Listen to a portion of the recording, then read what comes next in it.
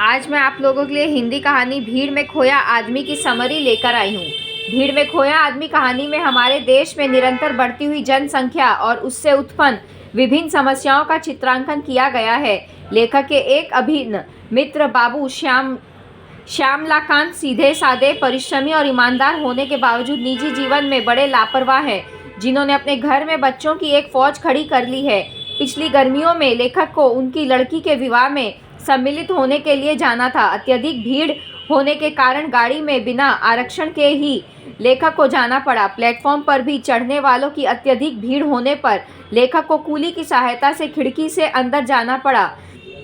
लक्सर में गाड़ी बदलते समय यात्रियों से पड़ी ट्रेन की छत को देखकर लेखक सोचता है कि अपने प्राणों को संकट में डालकर लोग ट्रेन की छत पर यात्रा करने के लिए मजबूर क्यों हैं। श्यामलाकांत जी के बड़े लड़के दीनानाथ को पढ़ाई पूरी किए हुए 2 वर्ष हो गए हैं। तभी से वह नौकरी के लिए भटक रहा है। रोजगार कार्यालय में उसकी योग्यता के हजारों व्यक्तियों के नाम पहले से सूची में दर्ज हो चुके हैं। लेखक सोचने को मजबूर हो जाता है कि जब एक छोटे शहर में बेरोजगारी का इतना बुरा हाल है तो बड़े शहरों में क्या हाल होगा।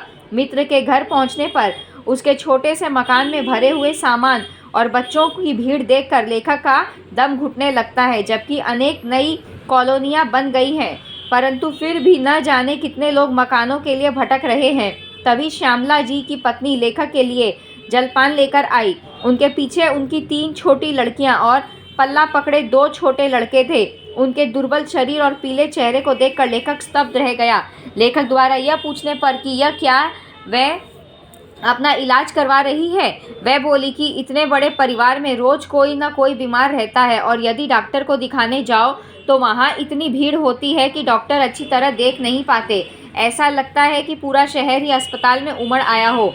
मित्र की पत्नी बताती है कि वह विवाह के कपड़े दर्जी से सिलवाना चाहती थी, परंतु हर दर्जी ने पहले से सिलने आए कपड़ों के ढेर दिखाकर अपनी मजबूरी जाहिर कर दी। दुकानें पहले से कहीं अधिक खुल गई हैं, परंतु ग्राहकों की बढ़ती भीड़ के कारण वह अब भी कम पड़ रही है। तभी मित्र का बड़ा बेटा सुमन हारा थका अपनी माँ से झुंझलाए स्वर में 1 कप चाय बनाने के लिए कहता है, क्योंकि आज उसका पूरा दिन राशन की दुकान पर लग गया। अत्यधिक भीड़ होने के कारण उसे पूरा सामान भी नहीं मिल पाया। लेखक सोचने लगता है कि आखिर इस सब के लिए कौन जिम्मेदार है। यद्यपि हर मोहल्ले में दुकानें खुल गई हैं, मकान पहले से अधिक बन रहे हैं, रोजगार के अनेक नए रास्ते निकल आए हैं, रेलगाड़ियों और बसों की संख्या पहले से कहीं अधिक है, चिकित्सा सुविधाओं का भी विस्तार हो गया है, परंतु फिर भी लोगों की ज़रूरतें पूरी नहीं हो रही हैं। क्या आदमी स्वयं इस सब के लिए उत्तरदायी नहीं है? घर में यदि बच्चों के पालन पोषण की, रहन सहन की, शिक्षा दीक्षा की पूरी व्यवस्था नहीं होती तो बच्चों की यह भीड़ दुखदायी हो जाती है।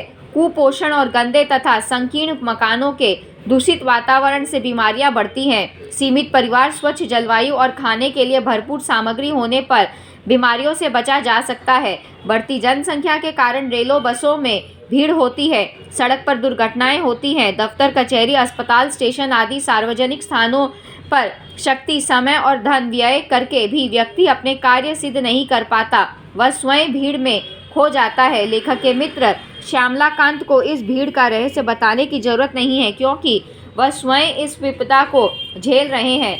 अंत में लेखक चिंता व्यक्त करते हुए कहते हैं कि यदि समय रहते हमारे देश के लोग अब भी होश में नहीं आए तो वह दिन दूर नहीं जब वह इस भीड़ और उससे पैदा होने वाली समस्याओं में पूरी तरह से खो जाएंगे।